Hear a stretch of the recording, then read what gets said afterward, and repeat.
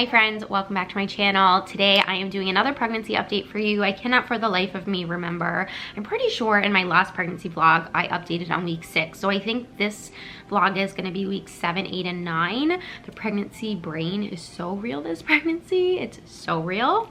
I'm going to try to do this as quickly as possible because my 5-year-old is out at a gym class with my mom. My toddler is watching a little bit of Paw Patrol, and so I'm taking my moment when I can find it. As you can see, there are piles of laundry behind me. We are currently in that no man's land week, the week between Christmas and New Year's, where there is no time and space, and I'm just trying to catch up on everything that sort of got missed during the holidays. So my brain is a little bit all over the place. Like I mentioned, pregnancy brain is so major this pregnancy, so major. So, all right, let's start with week 7. I've been taking pretty detailed notes every week, and the past few weeks have been a bit of a roller coaster. So let's jump right into it. Week 7, the first little update I have, week 7, 7 weeks, 3 days. I wrote 1:30 p.m. light red / light blood spotting in CM. Nausea is a little worse today. Maybe that's because I got to sleep in and actually rest, LOL. Feeling nauseous in the evening. So in my last pregnancy update, and I knocked on wood, but still came back to bite me in the booty, I mentioned that I was having nausea, but I was only having nausea in the mornings, and that I wasn't having nausea in the afternoon and evenings, and I was so excited about that. Well, it definitely flip-flopped, folks. It definitely turned itself right around after I said that. I started experiencing more nausea in the afternoons, and now I'm at a point where I don't experience any nausea in the morning, and I'm only experiencing nausea in the afternoons and evenings, which is a bit of a bummer. But I think I had mentioned during my week 6 update that I was having a lot of spotting and some light bleeding, and that was something I was bringing up to my doctor, and that happened 7 weeks 3 days, 7 weeks 4 days. I wrote just sort of queasy all day. Then 7 weeks 5 days was the day of my doctor's appointment. It was my pregnancy confirmation appointment, and I vlogged the whole thing. It was so exciting. On a more detailed account of that appointment, then definitely watch that vlog. But some bullet points were that, one, it was just so nice to be back in the office. It's the same office that I delivered both Hugo and Theodore with, so it was lovely to see everyone again, and it was really exciting. I definitely felt more nervous than I had anticipated. I just wanted everything to be okay. So the doctor who I met with and who I'm hoping does my C-section is not the same doctor who did both of the boys. She is semi-retired now, so I have her partner, and she's really fantastic, and I'm really excited about that. Met with her, then went for the confirmation ultrasound, which looked fantastic and was such a weight off my chest. I was so nervous. So everything about that looked great. I want to say that the baby's heartbeat was either 164 or 167. I don't remember exactly. But she said that the baby looked great and that the baby's actually measuring a day earlier. So I was saying that I was 7 weeks 5 days. She was saying the baby was measuring 7 weeks 6 days, but that everything looked great, and that if all goes according to plan, my due date would be the end of July. But with the C-section, well, then she asked me, she was like, oh, you don't need to answer now, but let me know if you want to try for a vaginal delivery or if you want to do another C-section. And I was like, girl, you don't need to ask me twice. I am definitely sign me up for the C-section. I even asked, I was like, can we do it now? Can we schedule this now? She said, no, we're gonna wait for a few more weeks. But yeah, no, there's no way in heck that I would be doing a vaginal birth. So excited to get that scheduled eventually. I have a feeling that the baby's gonna come early. That's what I've been telling everyone. I just have a feeling the baby's gonna come the 2nd week of July. Both the boys came early. Hugo came a week early. Theodore came, I wanna say 2, maybe even 3 weeks early. The babies have been getting progressively earlier. It would be a little bit of a miracle if this baby made it all the way to 39 weeks, but we'll see. And she was saying that it's her and another doctor on staff at the hospital. So this would be this is a different hospital. So this is not the same hospital. Though it's the same doctor and practice as I went to with the boys, it's a different hospital that they're now affiliated with, which is great. And it's her and another doctor who I'm assuming I would meet, or maybe I wouldn't, I don't know, who are on call. So she said that if I went into labor early and was scheduled for a C-section, I could still I would still get the C-section. It would just be with either like her at a random day or time or with this other doctor. So I'm not gonna like stress about that until I need to. And then they weighed me. I was 134 pounds, which it sounds about right. Baby is measuring 7 weeks, 6 days. I said that. I'm considering advanced maternal. Oh, so here's something funny for you. I'm considered advanced maternal age. So I'm considered high risk this pregnancy. And that's like all the thyroid stuff aside. Yeah. She said it's the best kind of high risk situation to be in currently because there's nothing about my pregnancy currently that is actually high risk. It's just my age. I am 34, but I will be turning 35 during the pregnancy, and I guess that qualifies me through this practice for the advanced maternal age route. So there you go. It just means that I'll have a few extra doctor's appointments, a few extra ultrasounds, and it is what it is. It doesn't bother me in so much as like I just think it's kind of funny. And NIPT around 10 weeks. So apparently the new like company that they're affiliated with does the NIPT not at 9 weeks but at 10 weeks. So I scheduled my next appointment. It's for I think the first week in January, and I think that's when we'd be doing the NIPT. Yes, I mean, like the biggest question we get from family and friends after we tell them is, are we gonna find out the sex of the baby? The answer is yes, we will. Then we will share it, but we have to wait for the NIPT. So hopefully that happens around next week, give or take. Yeah, schedule C-section a little further along. So that was that. It just like was such a relief and like so wonderful.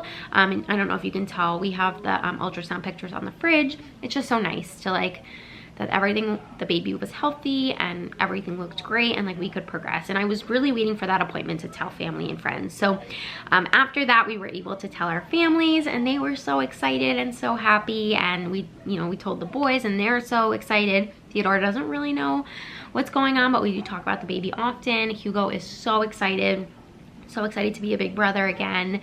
And we just have a few more family members to tell, and then I will message a couple more friends, and then I will tell the internet. And it'll be so fun to finally get it out there and not have to like, the problem is like with backlogging these vlogs, like it's so hard to keep my brain organized and to know like what I filmed and what I haven't. And I'm a type of like, I don't keep secrets. I like to just like say what's on my mind. And so having this pregnancy, although it's been really nice to keep it private for so long, I am excited to just like finally let everyone know so that I can just like talk about it, you know, like it's such a huge part of our lives right now.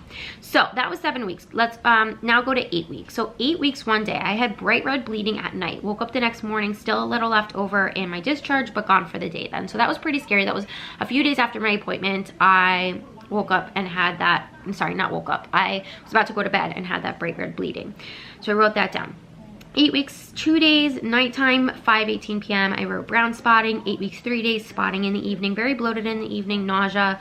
Has switched predominantly to afternoon and evenings. Stopped taking Unisom B6 yesterday. Okay, so for the nausea, I started taking Unisom B6 because that's like a thing that people say really helps with nausea, and that was on the list of like doctor approved nausea relief that I been given by the doctor. And so I was excited to try because I've heard about it and I didn't try it with my last pregnancy. But I don't know. I mean, I'm not a doctor and I think everyone's experience is different, but I tried it and it did not work. If anything, it personally, I felt like it made my nausea worse and it was just like unbearable. So I stopped taking it. I think I'd taken it for like 2 days. I don't know if like there's a curve and like you're supposed to take it for like at least 5 days to like feel the, I don't know. All I know is that like I was looking for immediate relief and it was not providing immediate relief. And I also stopped taking the pink stork nausea like sucky ginger things, not because it wasn't helping, but because like I started to have an aversion. You know, like maybe you don't know, when you're pregnant you may be craving something or like something might be helping and then you have that thing and then like all of a sudden you have like an immediate aversion to it, and that's what was happening with those. So I wrote 8 weeks, 4 days, so nauseous in the morning, threw up a lot. Called OB office to tell them about the bleeding. They said since it went away and didn't happen again, it was okay and I didn't need to come in. Felt queasy during the day but okay. Evening, making boys dinner, really hard, feeling nauseous again, threw up a few times while the boys were getting a bath. felt terrible, was in bed by 7 p.m., slept for almost 12 hours. So 8 weeks, 4 days was really rough. That was a really rough day. I threw up all in the morning and then at night, and that was also the day that I told the office about the bleeding, and they said because it went away, it wasn't a big, like, not that it wasn't a big deal, but that like, that there, if I were to go in, there isn't much they could do beyond just checking with the ultrasound. And honestly, like, I have a very good intuition with my body, I think, I hope, and I felt like everything was okay, even though I had the bleeding, and it hadn't come back. So that was 8 weeks, 4 days. 8 weeks, 5 days, I said I felt a little bit better in the morning, but nervous to eat, not really hungry. So the next couple of days, I did get my appetite back, thankfully. And then I wrote week 9, 9 weeks, nauseous in the afternoon. 9 weeks, 2 days, a little bit of red and discharge, definitely feeling more nauseous in the evenings, not necessarily an aversion, but water hasn't been tasting great. So I would change that now, looking back to like, yes, I have an aversion. I've developed an aversion to water, which is a very strange symptom and not one that I experienced with either 2 of my other pregnancies. But yes, I am experiencing like a major aversion to nausea, which is so sad because I love my Stanley Cups so much and I got a new Stanley Cup for Christmas. I can put like other cold beverages in there, so like I can use it for other things, but drinking has been rough. It's been rough. I think throwing up on week 8 like really just like messed my body up, because I felt like since from that point on, I just like can't stomach water. I can't stomach it. It doesn't taste good. And for a few days it was like, well, what am I supposed to drink? Like, I don't know what to drink, because I love water. Like normally I love water. It's all I drink. I don't drink anything else. So Jeff picked me up a few Powerades and vitamin water and Gatorade and stuff. And I wanted to share with you my flavor of choice. This is the Tropical Mango Refresh Vitamin Water. This is empty obviously because I drank it, but it's so good. If you are also suffering from a water aversion, this flavor tastes really nice. It doesn't taste like water, like it doesn't, because some of these electrolyte drinks, like they're watered down and they either taste like water with a little bit of flavor or they taste like Jello mix, and I'm not about either of those things. So this one just like tasted really nice, like really fresh, really like fruity, but like, you know, not overly sugary. There goes my dryer. Really, really love this. Yes, just like water has been kind of gross. If I do drink any water, it has to be small sips of water. I can't like take any big gulps of water. It just like automatically makes me feel super nauseous and gross. 9 weeks, 3 days, I wrote strong aversion to water. Can really only drink carbonated fizzy drinks like seltzer. Don't really feel super thirsty though. So this again is another thing that's super different than both of my other pregnancies. My other pregnancies, I remember in the first trimester feeling that like insatiable thirst for water, and like that feeling of like I need to just be constantly drinking water. I'm so thirsty, I'm so thirsty, and I don't feel that this pregnancy, which is super weird. Like maybe I felt it a little bit in the beginning, but now it's like I don't feel super thirsty, but I also like I have the aversion to water, so it's super strange and kind of weird. I can drink Pellegrino, which is good. So that's like a carbonated water essentially, and so that's what I've been drinking at night, and that really helps with like any nausea or like upset tummy. I have found that now like my nausea is pushing back more and more and more, which is really nice. So it doesn't get super bad until like I'm right around the time I'm going to bed. Like usually like the half hour before I'm going to bed, that's when it gets bad. 9 weeks, 5 days, I wrote light bleeding at 9:45 in the morning. It did go away. And then I wrote super cold, past couple of days getting very tired, need to nap midday. So I don't know if that's just like the holidays and the excitement of Christmas and like with everything that had to get done. But yeah, yesterday especially, I like felt so tired, and that tired where you're like, I have to close my eyes, I like cannot function tired. And for the past couple of days, I've been feeling so cold, so cold. Today I feel okay, but I normally feel really good in the morning and like the early afternoons. It's not until around 2 o'clock that I start like feeling the tiredness, and then start getting really really cold during the night. But yeah, that's it. That's my update for week 7, 8, 7, 8, and 9. I feel like it's been a lot these past 3 weeks. I feel like there's just been so much going on with the bleeding and the appointment and the nausea and throwing up and then the aversion to water. Like, it's been a really wild go at it these past few weeks. It's just been a wild few weeks. I'm really looking forward to getting out of the first trimester in a few weeks, and I do feel really grateful that a lot of these symptoms have been getting less intense. I have been having some like wild dreams the past few weeks, but I can totally handle it like that. That's nothing.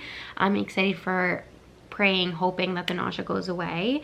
But I'm grateful that it's been, like, I would say relatively mild. And that's it. Thanks, you guys. Oh, and I'll show you a little bump date now.